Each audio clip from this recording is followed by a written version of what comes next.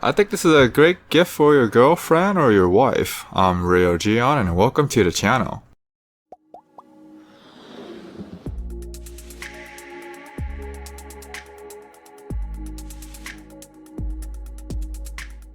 At first glance, besides the pink, it looks like a typical TKL keyboard. Then I look at the bottom row and I lose my mind. Like, I don't even know about this during the unboxing video. So you have a really big control key, which does make sense because if you're playing FPS games, then you want to crouch a lot. This would have been really useful during the Soldier Front days where you have to constantly tap crouch to silent your footsteps. If you guys remember those days, let me know. Okay, so that control button isn't that bad because it's about the same size as the shift keys, which means you can still find it pretty easily in the aftermarket. I mean, you probably won't get the control label, but you know what I mean. The same can be said about the Windows key. The problem is the spacebar.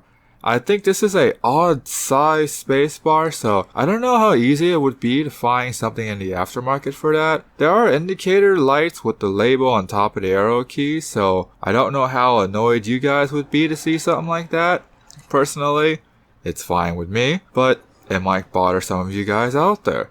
There's also the RGB logo on the right corner, so you have that going for you, which is nice, or is not, depending on who you are. There's also the Republic of Gamers on the bottom left, so I figured I mentioned that as well. This is a floating key design, so in theory it should be pretty easy to clean the keyboard. There's also the light bar on the bottom, so it gives the keyboard this sort of glow effect when you put it on the desk.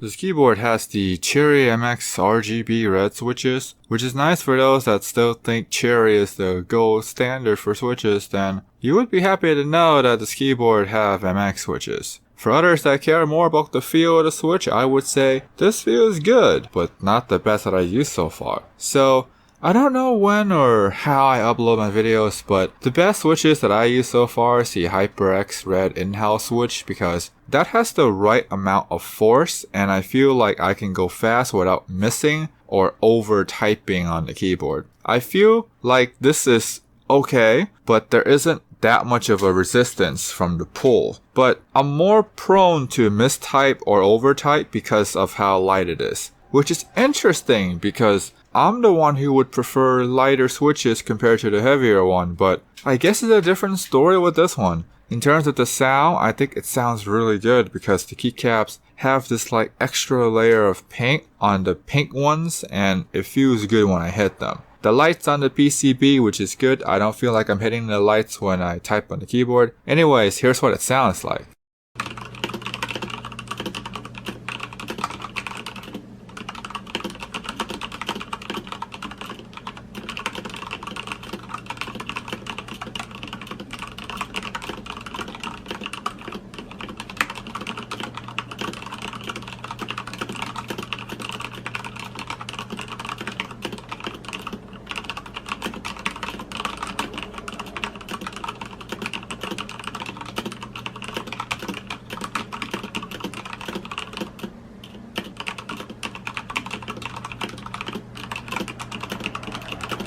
This keyboard uses the Co-Star stabilizer, which makes sense because it's a gaming keyboard, so you would want those longer keycaps to feel crisp. The downside of these stabilizers is maintenance. The more difficult it is to deal with those metal wires and plastic pieces to get them to fit back into the keyboard once you take them out. I prefer Cherry stabilizers, but I understand why they use Co-Star.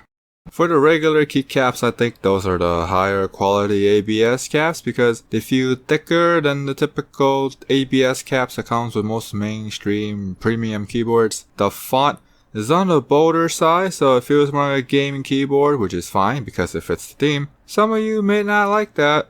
So when it comes down to aftermarket availability, the only real issue is the spacebar. So is that spacebar common? Like, are you able to find those in the aftermarket?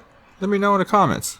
The flip-up feet does have rubber on them, and these are some thick feet, which is nice because the keyboard will be planted on both angles. There are lots of rubber pads on this keyboard, so they want to really make sure the keyboard is planted when you game. this is a nice touch. Also, there's some cool looking stripes which you probably are seeing it for the first time and probably the last time, because I'm pretty sure you're not going to look at the back of your keyboard that often. The detachable cable is braided USB-C, which is great because I'm pretty sure we have a lot of those cables lying around. Also have Velcro and gold plated, so some of you may or may not like that.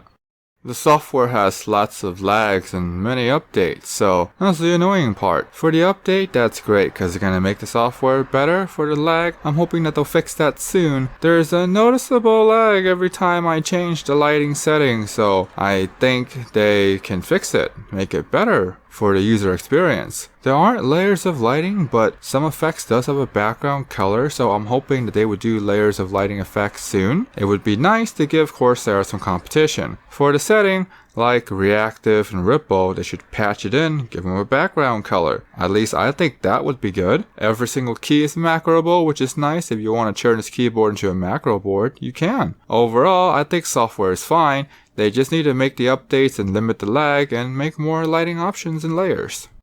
This would make a great gift for your girlfriend or wife if they're into keyboards, or if they currently have a mechanical keyboard with cherry stems, you could just get pink keycaps and call it a day. I have a link for that as well. The non-pink version of the keyboard is available if you want to get it yourself, and I'll link to that one as well. As a keyboard, the only real issue is the layout, because it might be hard to find a spacebar in the aftermarket. Besides that, the software is fine, it can be fixed. With patches and update, the cable can be swapped out if it breaks, so I think it's a pretty decent choice for those that want a TKL, but the layout might be a deal breaker for some. If you're one of those that likes to use the keyboard as a canvas and you put mods on them, this one's gonna be hard. For the price, I think it's fair because you get Cherry MX RGB for a little over $100. Personally, I would get it in MX Brown, but I skip it because of the layout. Let me know what you guys think. Would you buy something like this? Click subscribe, thumbs up, the bell for more content. You guys stay awesome.